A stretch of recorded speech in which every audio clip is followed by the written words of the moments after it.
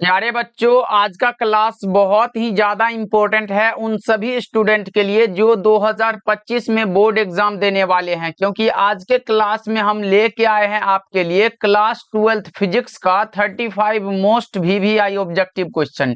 ये 35 ऑब्जेक्टिव बहुत ही ज्यादा इम्पोर्टेंट है आपके बोर्ड परीक्षा के लिए।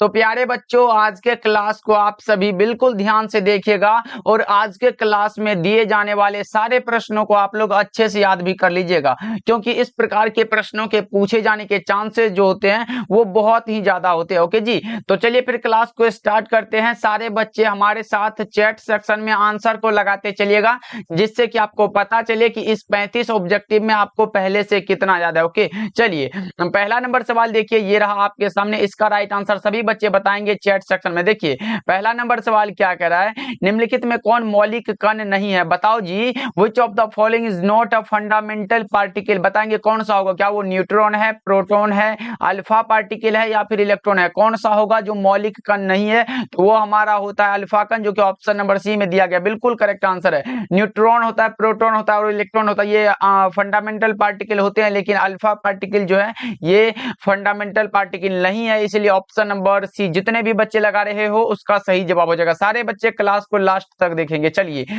दूसरा नंबर सवाल देखिए, बहुत ही महत्वपूर्ण सवाल आ चुका है आपके सामने। इसका आंसर सभी बच्चे लगाएंगे। देखो, एक स्वस्थ व्यक्ति की आंख के लेंस की फोकस दूरी लगभग कितनी होती है? बताओ सभी बच्चे, एक स्वस्थ व्यक्ति की आंख के लेंस की फोकस दूरी लगभग कितनी होती है? बताओ सभी बच्चे फटाफट से। The focal length of eye lens of a healthy person is approximately, कौन सा होगा? राइट आंसर बता दो आप लोग। देखो, मैं पहले बता चुका है, अगर स्पष्ट दृष्टि की न्यूनतम दूरी पूछे तो वो 25 सेंटीमीटर होता है, ये सबको पता है। लेकिन अगर फोकस दूरी पूछ रहा हो तो वो 2 सेंटीमीटर होता है। इसलिए ऑप्शन नंबर बी सही जवाब हो जाएगा। ओके, चलिए तीसरा नंबर सवाल देखिए, ये रहा आपके सामने। मात्र 35 ऑब्जेक्टिव है आज के क्लास में, सभी बच्चे याद करते चलेंगे। देखो, प्रकाश वर्ष किस भौतिक राशि का मात्रक होता है? प्रकाश वर्ष जो होता है, light year is the unit of which of the physical quantity, कौन सा होगा? तो प्रकाश वर्ष दूरी का मात्रक होता है। ऑप्शन नंबर ए सही जवाब हो जाएगा जी, याद रखिएगा आप लोग। ओके, चलिए टाइम समय का क्या होता है? तो टाइम होता है, ऊर्जा का कौन सा? तो जूल होता है। तो ये सब आप लोगों को याद ही होगा। चलिए अगले प्रश्न की ओर बढ़ते हैं। फोर्थ नंबर सवाल देखिए क्या कर रहा है, समांतर सतह वाली कांच की पट्टी की शक्ति कितनी होती है? बताएंगे। 4 का करेक्ट आंसर क्या होगा? क्या वो अनंत है, शून्य है,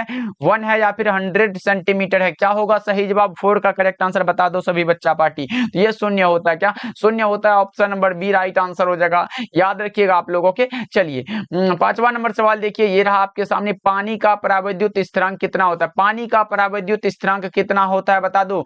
80 होता है, सभी बच्चा पार्टी को पता होगा, क्योंकि ये भी क्वेश्चन जो है आपके बोर्ड एग्जाम में पूछा जा चुका है। ओके, चलिए 6 नंबर सवाल देखिए, ये रहा आपके सामने। दाता द्रव्य परमाणु की संयोजकता कितनी होती है? बता दो आप लोग। The valency of donor impurity atom is, कौन सा होगा? बता दो। दाता द्रव्य परमाणुओं की संयोजकता कितनी होती है?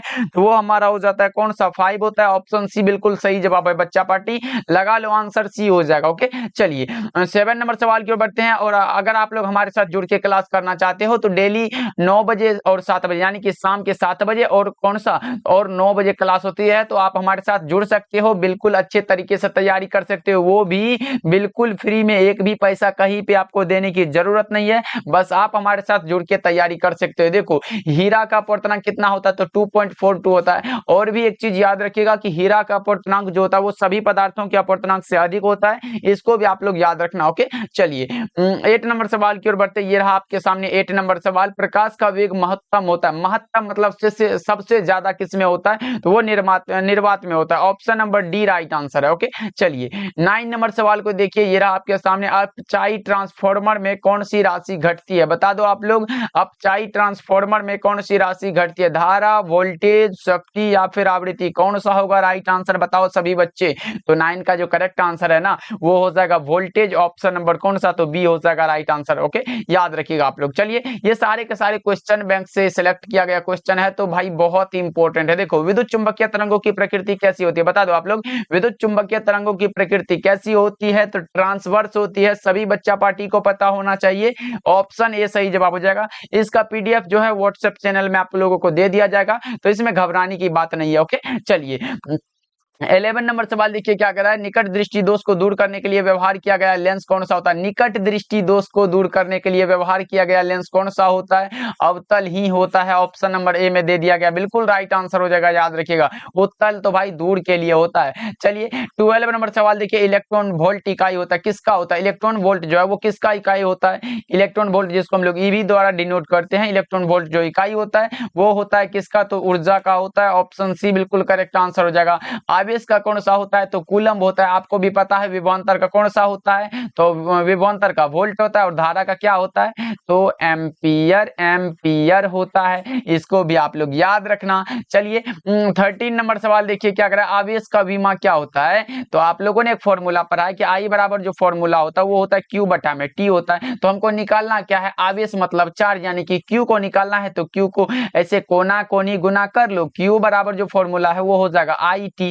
कौन सा, आई टी हो गया। तो आई मतलब धारा, धारा को हम लोग एम्पियर लिखते हैं, अभी मैंने बताया। और टी कौन सा, तो टाइम लिख दो ना, ए टी। कौन सा ऑप्शन में दिया गया, तो option number A right answer है क्या, 13 का ए लगा लो, बहुत सही जवाब है। चलिए 14 नंबर सवाल देखिए क्या कर रहा है। अब जो है डेली आपको सुबह में जो है फिजिक्स हो, केमिस्ट्री हो, बायो हो, सभी चीजों का आपको नोट्स मतलब सब्जेक्टिव क्वेश्चन भी दिया जाएगा। इसलिए सुबह में सारे बच्चे भी क्लास करिएगा। सुबह में सिर्फ सब्जेक्टिव होगा और शाम में सारे चीजों का ऑब्जेक्टिव होगा। देखो कैथोड किरणें होती है, कैथोड किरणें क्या होती है, तो वो इलेक्ट्रॉनों का समूह होता है। Option number A right answer है, याद रखिएगा आप लोग।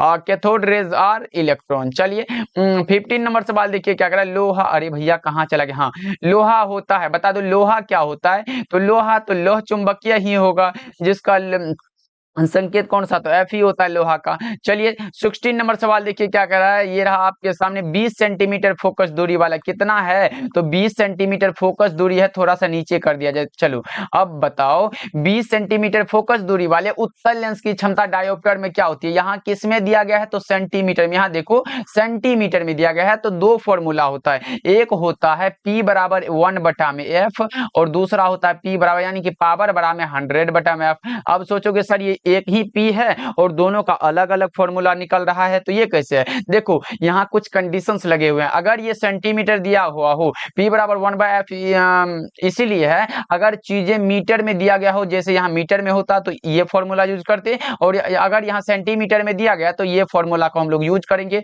तो देखते हैं क्या होता है हमारे सामने। तो P बराबर 100 यहाँ पे लिख दो, और F कितना यानी कि फोकस दूरी कितना है, तो 20 है, तो 20 नीचे में लिख दो। 20 पंचे का 100 हुआ, तो यानी कि 5 डायोप्टर कौन सा ऑप्शन में दे दिया गया है, तो ऑप्शन नंबर बी में दिया गया। आपका सही जवाब है 16 का। ओके चलिए 17 नंबर सवाल देखिए क्या कह रहा है, एमीटर का प्रतिरोध कितना होता है। देखो जी यहाँ एमीटर दिया है, अगर यहाँ रहे कि आदर्श एमीटर का प्रतिरोध कितना होता है, आदर्श एमीटर रहे, आदर्श एमीटर का प्रतिरोध कितना होता है, तब हमारा 0 हो जाता है। लेकिन एमीटर है तो बहुत कम हो जाता है। ऑप्शन सी बिल्कुल करेक्ट आंसर है। अगर हाँ और एक चीज याद रखिएगा, अगर रहे आदर्श वोल्ट मीटर आपके सामने रहे, आदर्श वोल्ट मीटर अगर आपके सामने है तो समझ लो ये कौन सा होता है, तो अनंत होता है, जिसका कि सिंबल ऐसे भी होता है, अनंत का सिंबल होता है। इसको भी आप लोग याद रखोगे बच्चा पार्टी। ओके चलिए 18 नंबर सवाल को देखते, ये रहा आपके सामने, निम्नलिखित में कौन विद्युत चुंबकीय तरंग नहीं है, नहीं है पूछा गया है। देखो प्रकाश तरंग तो है,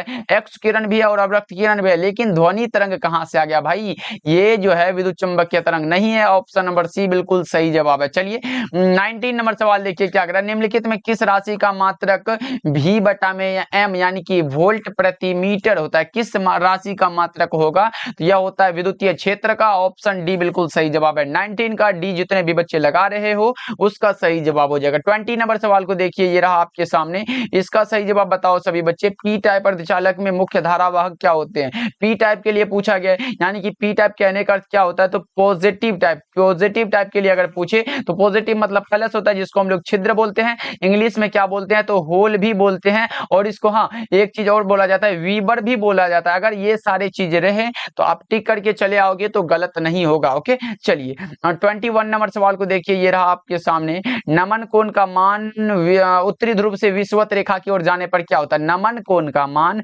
उत्तरी ध्रुव से अगर विषुवत रेखा की ओर जा रहा है तो ये क्या होता है, तो घटता है। कौन सा, तो ऑप्शन नंबर सी में दिया गया, बिल्कुल करेक्ट आंसर हो जाएगा। और नमन कोण का मान मान जो होता है वो 90 डिग्री होता है, लेकिन विषुवत रेखा पर नमन कोण का मान पूछे, विषुवत रेखा पर तो 0 डिग्री होता है, लेकिन सिर्फ नमन कोण का मान पूछे तो 90 डिग्री करेक्ट हो जाएगा। चलिए 22 नंबर सवाल देखिए क्या कह प्रकाश के रंग का कारण क्या हो सकता है। प्रकाश के रंग का जो कारण है, प्रकाश के रंग का कारण क्या होता है, तो इसकी आवृत्ति होता है। 22 का जो करेक्ट आंसर है वो कौन सा होगा, तो ऑप्शन नंबर ए हो जाएगा, इसकी आवृत्ति यानी कि इट्स फ्रीक्वेंसी। ओके चलिए 23 नंबर सवाल देखिए, ये रहा आपके सामने, किसी बिंदुवत स्रोत से परिमित दूरी पर तरंगाग्र कितना होता है। किसी बिंदुवत स्रोत से परिमित दूरी पर तरंगाग्र कितना होता है, और यह क्वेश्चन जो आया है वो आया है 2022 के बोर्ड एग्जाम में।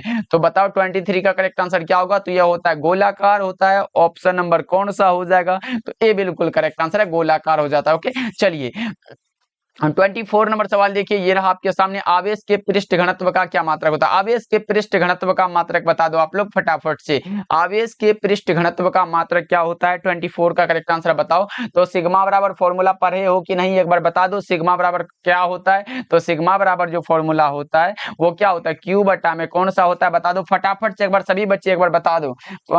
सिग्मा बराबर क्या होता है, एक होता है आवेश का रैखिक घनत्व, एक होता है आवेश का पृष्ठ घनत्व, और एक होता है आवेश का आयतन घनत्व। तो सभी बच्चे एक बार लगाएंगे कौन सा होगा, तो क्यू बटा में ए फॉर्मूला होता है। तो क्यू का क्या हो गया, कूलम हो गया, ए का मीटर स्क्वायर हो गया। तो कौन सा ऑप्शन में, ऑप्शन नंबर ए में दिया गया। भाई इसको अगर ऊपर करते हो सी बटा में एम स्क्वायर है, अगर इसको आप ऊपर करते हो तो सी एम इनवर्स 2 हो जाएगा, यही हो जाएगा ना। तो option number A correct answer है, याद रखिएगा आप लोग। अगर हाँ आवेश का रैखिक घनत्व पूछे, आवेश का जो रैखिक घनत्व होता है वो क्या होता है, तो क्यू बटा में होता है, वो होता है क्यू बटा में कौन सा होता है, तो एल होता है, क्यू बटा में एल होता है। और आयतन घनत्व जो होता है वो होता है क्यू बटा में भी होता है। बस इतना को याद रखिएगा, सारा चीज निकल जाएगा आप लोगों से। चलिए 25 नंबर सवाल देखिए क्या कर रहा है, सूर्य के प्रकाश का स्पेक्ट्रम कैसा होता है, तो सतत होता है, कंटिन्यूअस होता है। ऑप्शन ए राइट आंसर है।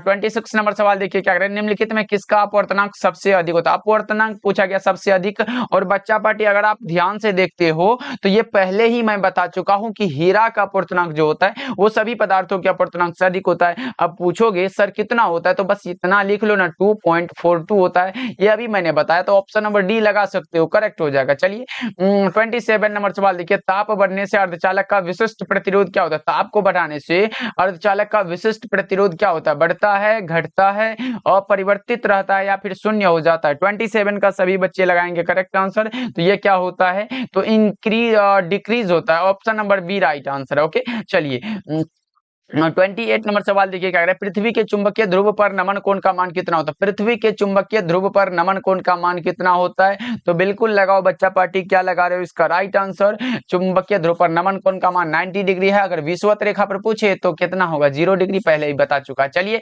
29 नंबर सवाल की ओर बढ़ते हैं, ये रहा आपके सामने, बताओ सभी बच्चे, अनुचुंबकीय पदार्थ की प्रवृत्ति कैसी होती है। अनुचुंबकीय पदार्थों की प्रवृत्ति कैसी होती है, बता दो आप लोग।